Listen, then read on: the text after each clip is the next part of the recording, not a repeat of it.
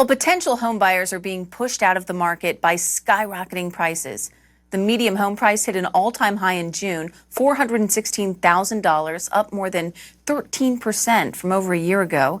And it's causing home builders to really hit the brakes. June housing starts fell 2% from May and more than 6% from a year ago. And as if that weren't enough, mortgage rates continuing to climb, now at 5.5%, up nearly 2 points since January.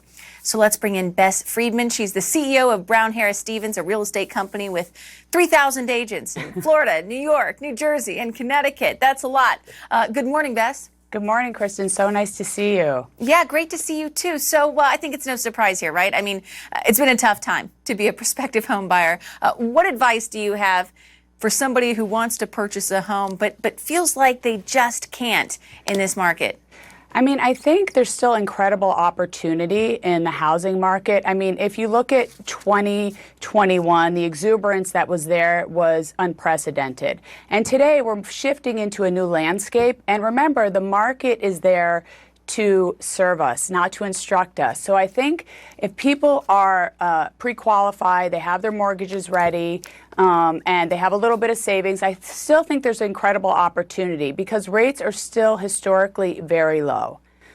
And so what about those who are looking to try to sell a home in this market? What advice do you have for them? I mean, it depends. For example, if you go to places like Connecticut and Palm Beach, the supply has shriveled up, and so there's still incredible demand. And I think that, people who want to sell there are still getting really good prices. The market is all about supply and demand. That's what housing is all about. And for people that need to buy or need to sell, they're going to continue to do that because of cycle of life. People get divorced, people have babies, people pass away. And so that's going to continue whether it is a buyer's market or a seller's market. Housing is essential for people, and I think it is still a very good time for people to buy.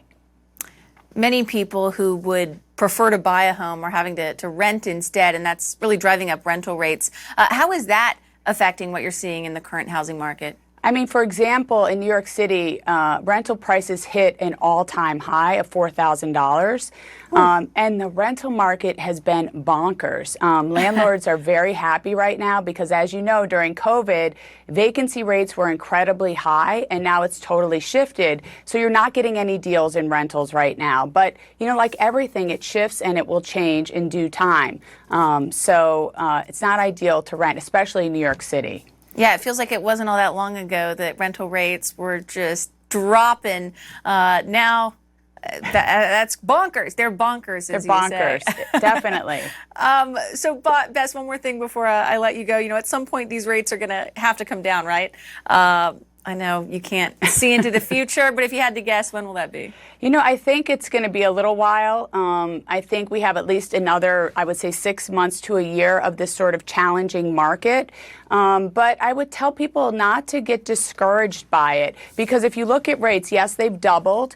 So people's spending power is less, but historically, even at 5.51%, they're still very low, and there's still incredible opportunity. So I would not be discouraged by the rates. I think go out there, there's opportunities. The market is still moving and steady.